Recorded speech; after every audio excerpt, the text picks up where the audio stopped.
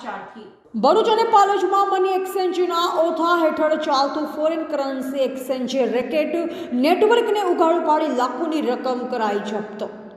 ભરૂચ અને પાલોજમાંથી વિદેશી મુદ્રાના બદલીના ગેરકાયદે નેટવર્કને ઉઘાડું પાડતું એસઓજી ઇન્કમ ટેક્સ સાથે ઈડીને પણ કરાશે જાણ। મની એક્સચેન્જના ઓથા હેઠળ ગેરકાયદે ફોરેન કરન્સી એક્સચેન્જ રેકેટમાં ₹56.22 લાખ સાથે બે ઝડપાયા। ભારતીય કરન્સી સાથે 4 દેશની કરન્સી, 8 આધાર કાર્ડ, 4 ચૂંટણી કાર્ડ, 2 ડ્રાઇવિંગ લાયસન્સ અને 2 મોબાઈલ કબજે જપ્ત। ₹500ના 74 બંડલ સાથે 19,580 પાઉન્ડ, ₹33,950, $4,530, $240 કેનેડિયન ડોલર, 301 રિયાલના ઇન્કમિંગ અને આઉટગોઈંગ સોર્સની તપાસ તેમજ ભરૂચના મહમદપુરા અને પાલેજમાંથી મની એક્સચેન્જના ઓથા હેઠળ ગેરકાયદે ફોરેન કરન્સી એક્સચેન્જના ચાલતા નેટવર્કનો એસઓજીએ પર્દાફાશ કરી 2 સંચાલકોની ₹56.22 લાખ સાથે ધરપકડ કરી છે। ભરૂચ જિલ્લામાંથી દાયકાઓથી હવાલા કાંડ અને ગેરકાયદે ફોરેન કરન્સી એક્સચેન્જના કૌભાંડ સમયાંતરે સામે આવતા રહ્યા છે। આગામી ચૂંટણીને લઈ પોલીસ વિભાગ તમામ સંદિગ્ધ અને ગેરકાનૂની ગતિવિધિઓ પર વોચ રાખી રહ્યું છે। ભરૂચ સ્પેશિયલ ઓપરેશન ગ્રુપના ઇન્સ્પેક્ટર આનંદ ચૌધરીને મળેલ માહિતી આધારે તેઓએ ટીમ સાથે શહેરના મહમદપુરામાં દરોડા પાડ્યા હતા।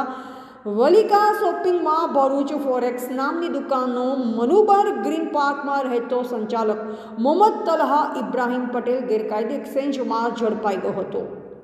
દુકાનમાંથી 500ના દરના બંડલ સાથે વિવિધ દેશોની કરન્સી સાથે 8 આધાર કાર્ડ, 4 ચૂંટણી કાર્ડ, 2 ડ્રાઇવિંગ લાયસન્સ, મોબાઈલ મળી ₹38.43 લાખ મળી આવ્યા।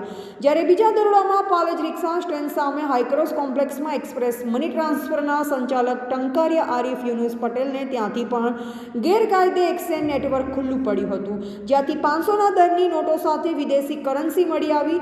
એસઓજીએ ₹500ના 74 bundle, south African currency ₹33,950, $4,530, $240 Canadian dollar, 301 Saudi riyal, 19,580 pound મળી ₹56.22 લાખ કબજે કરવા સાથે એસઓજી પોલીસ મથકે એસડીપીઓ ચિરાગ દેસાઈએ પત્રકાર પરિષદ યોજી, જેમાં હવાલા કાંડની પણ તપાસ સાથે ઇન્કમટેક્સ અને ઈડીને પણ જાણ કરવામાં આવનાર છે। આ નાણાં ક્યાંથી લાવ્યા હતા, કોને પહોંચાડવાના હતા અને કયા કામે ઉપયોગમાં લેવાના હતા તે અંગે આગળની કાર્યવાહી હાથ ધરાઈ છે। રિપોર્ટર રંગુની જાકીર, સંબંધ ભારત ન્યૂઝ, ભરૂચ।